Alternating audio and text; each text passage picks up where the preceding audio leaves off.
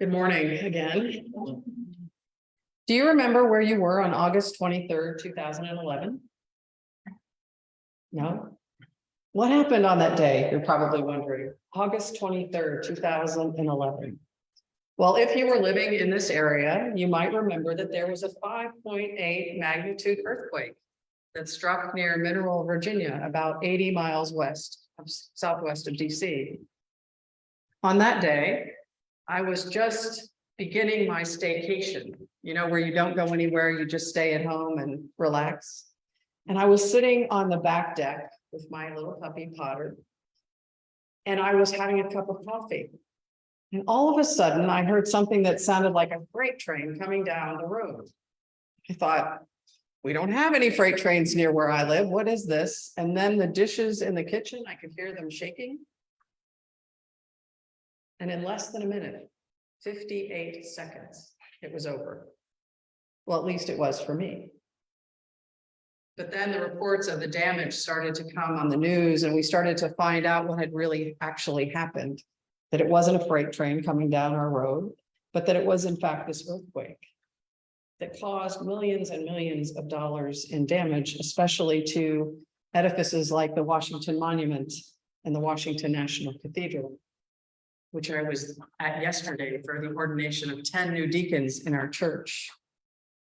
And what is miraculous is that no one was hurt by falling debris, by these stones, these giant, massive stones that both fell off the monument, Washington Monument, as well as inside and outside of the cathedral.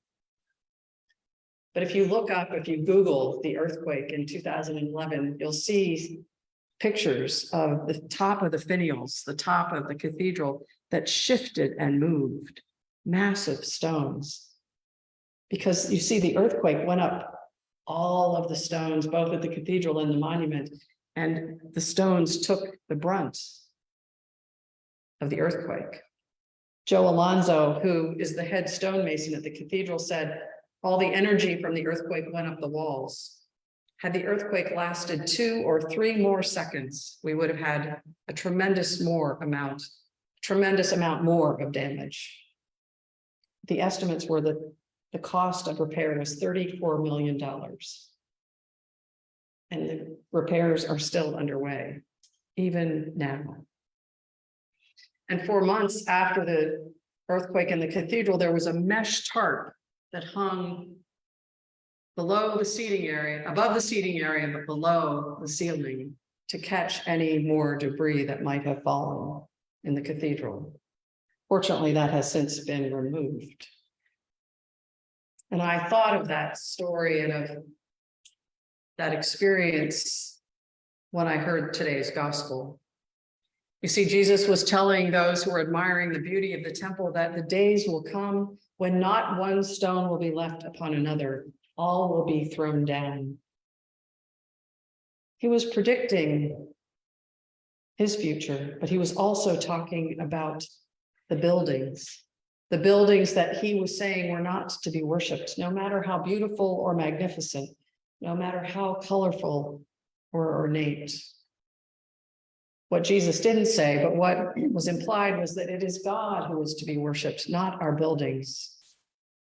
Cathedrals and buildings, church buildings, should all focus our attention on God, which is why our cross hangs so prominently in the window. And we know what is true is that God is not contained in a structure.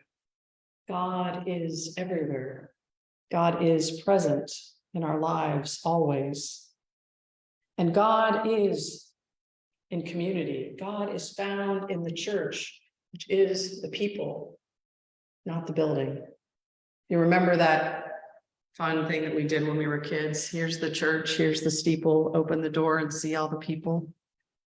It's about the people, our community, our worshiping body, who come together with our doubts, with our faith, with our questions, to be together as a beloved community of God. That, my friends, is the church. But Jesus cautions those who would listen, do not be led astray, for many will come in my name and say, I am the one, and the time is near. That sounds a little familiar these days, doesn't it? Not only do people worship buildings rather than God, but Jesus warns that there will be people who say, I have all the answers, and you better listen to me or you're doomed. We are faced in our time with Christian nationalism, with anti-Semitism that is burgeoning in our communities, and people who espouse the prosperity gospel. If you do what's right, if you give me money, I can assure you that everything is going to be prosperous in your life. And there are other ways that people are led astray. But Jesus was always clear, hearkening back to the Shema and to the first and greatest commandment. Hear, O Israel, the Lord our God, the Lord is one. You will love love your God with all your heart and your mind and your strength, and love your neighbors as yourself. And Jesus added another phrase, which we often would like to ignore. Jesus said, love those who are your enemies and those who hate you and persecute you. Jesus didn't let us off the hook, did he? He said that we have to extend ourselves even to the people who are despising us, who try to persecute us, and those who we find are hard to love. But remember, love is a decision. It's a decision to love.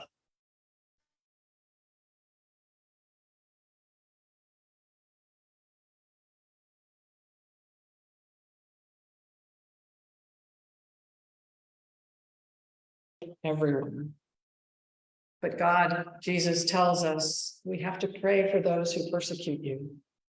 Pray for those who want to destroy us. So love is a decision, not an emotion.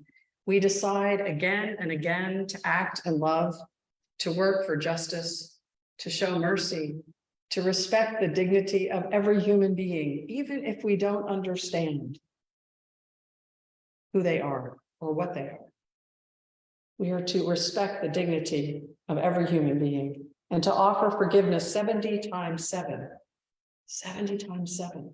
That's a lot of times, because that's what Jesus taught his followers to do. Jesus didn't just hang out with those who were wealthy or the most prominent people. In fact, Jesus did the total opposite. He went to taxpayers' homes, tax collectors' homes, excuse me. He invited those with leprosy and those with diseases, women who were hemorrhaging, and he healed them. He called them to be at table with him, and he went to their homes, which was not very popular in his time, to have dinner with them. And he told us to serve, to be as one who serves, not as one who is served.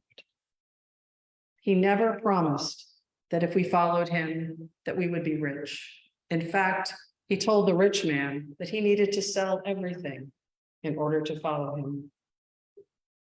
And in this gospel, Jesus told his followers that bad things are going to happen to them, that they are going to be arrested and persecuted, betrayed and hated, and some of them will be killed and put to death because they follow Jesus.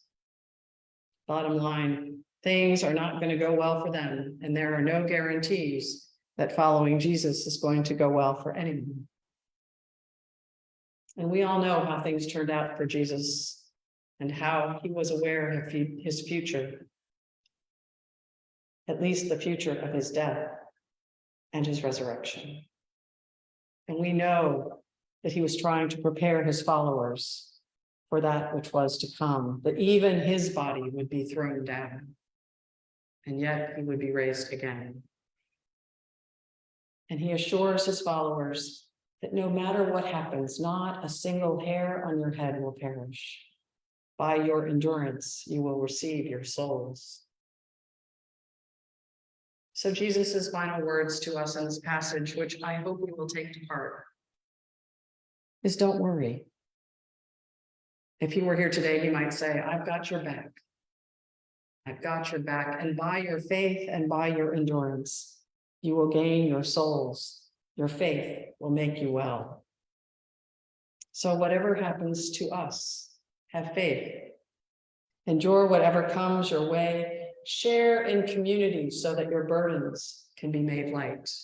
We are never called to handle our burdens by ourselves. So continue in your persistence, and we will gain our souls.